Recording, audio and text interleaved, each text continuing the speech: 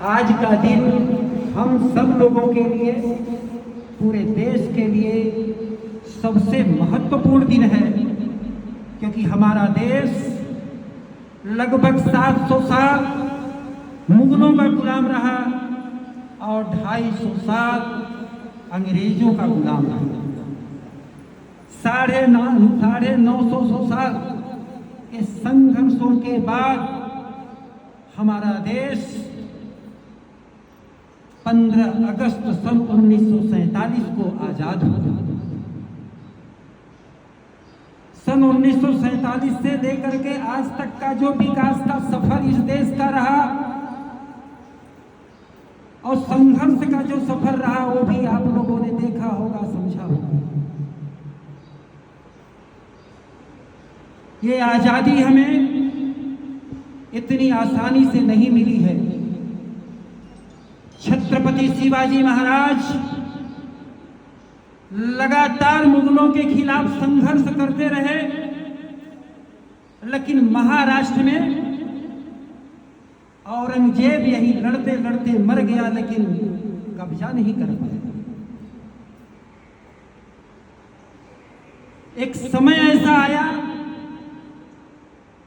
कि पूरे हिंदुस्तान पर, जिस हिंदुस्तान की बात कर रहे हैं, जिस भारतवर्ष की बात कर रहे हैं, वो भारत, पाकिस्तान भी भारत में था, बांग्लादेश भी भारत में था, वर्मा भी भारत में था, नेपाल भी भारत में था। 1751 ईस्वी में ईरान भारत से अलग हुआ। पूरा एशिया महाद्वीप ही अखंड भारत था। जिस अखंड भारत के लिए हमारे स्वतंत्रता संग्राम सेनानियों ने संघर्ष करके 950 साल लगातार संघर्ष करने के बाद आपकी पूर्ण रूपेण आजादी इस देश को 15 अगस्त सन 1947 को मिली। लोकमान्य तिलक, चंद्रशेखर आजाद, मंगल पांडे, रानी लक्ष्मीबाई, ऐसे अनंत स्वतंत्रता संग्राम सेनानी हैं जिनका हम नाम भी नहीं जानते हैं। उनको भी आज हम याद करेंगे और उनको भी नमन करेंगे। उनको भी मैं यहाँ से प्रणाम करता हूँ।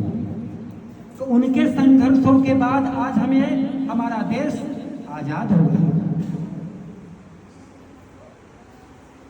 लेकिन जो देश हमें आजादी मिली हुई है इतने संघर्षों के बाद, उस आजादी का मतलब क्या हुआ कि अनुशासित तरीके से देश के विकास में हर नागरिक की जिम्मेदारी है कि वो अपने परिवार को व्यवस्थित रखे, अपने बच्चों की देखरेख करे, क्योंकि जो आने वाले देश का भविष्य हमारे ये बच्चे हैं। अगर इनके संस्कार मजबूत होंगे, इनके संस्कार अच्छे होंगे, इनको हम देश के बारे में बताएंगे।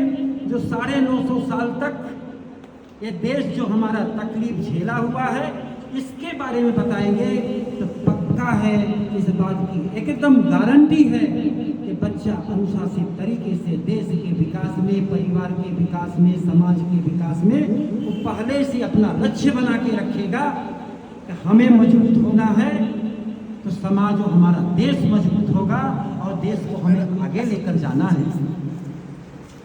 आज जरा ये सोचने की बात है, पूरे विश्व की चौथी आर्थिक व्यवस्था हमारा भारत देश हो गया है। तीसरे के करीब हम जल्दी ही पहुंचने वाले हैं। पूरी दुनिया की निगाहें भारत की तरफ है, क्योंकि पूरे वर्ल्ड में, पूरे विश्व में सबसे ज्यादा युवा भारत देश में है।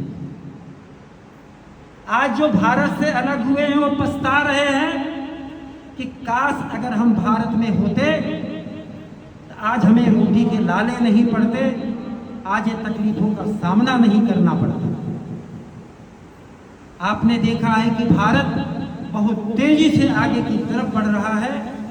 उसका कारण इस देश के नागरिक है, जिम्मेदार नागरिक है। जिस तरीके से इतने वर्षों तक जिम्मेदारियों का आप सारे लोगों ने निर्वाह किया है, उसी तरीके से आपको आगे भी इसका निर्वाह करते ही रहना है। विद्यालय के हमारे शिक्षकों के से निवेदन है कि दुनिया में किसी भी विभाग में कोई भी आदमी बन सकता है, लेकिन उसको राष्ट्र का निर्माता नहीं बोला जाता, क्योंकि राष्ट्र के निर्माण की जिम्मेदारी, राष्ट्र के निर्माण की, राष्ट्र को बनाने की जिम्मेदारी हमारे सम्माननीय शिक्षकों पर है।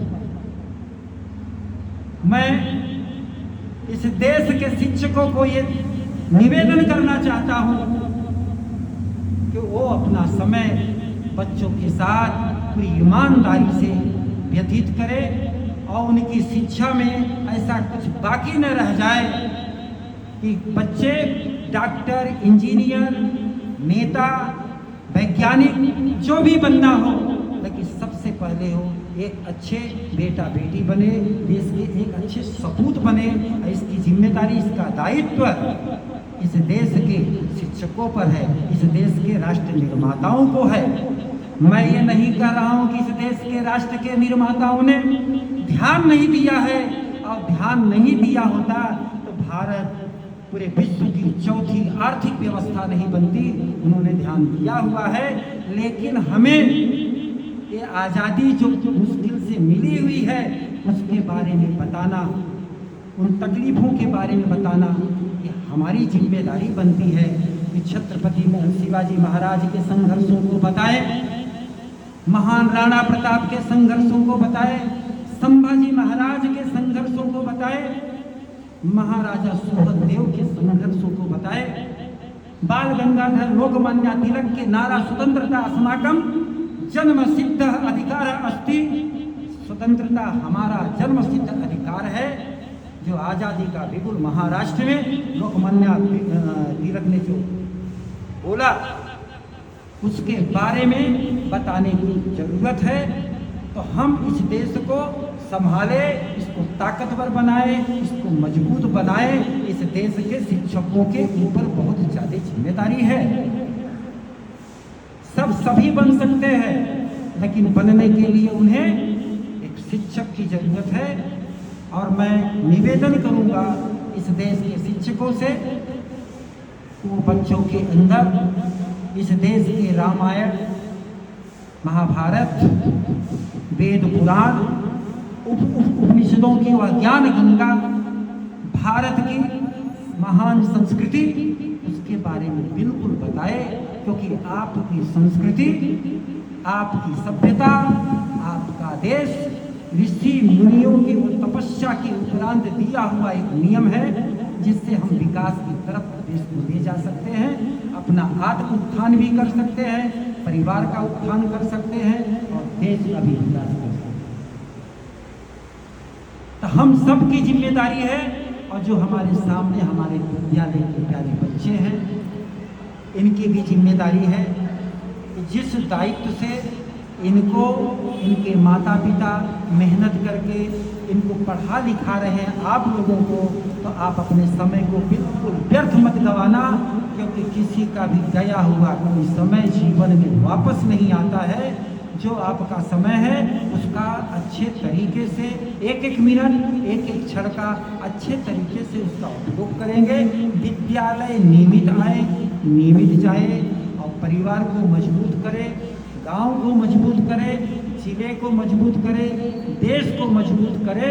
और ज़्यादा नहीं, अगर इसी तरीके से इस देश के शिक्षक ईमानदारी से काम करते रहे तो 2045 तक भारत पूरी दुनिया की सबसे बड़ा ताकतवर देश बन जाएगा।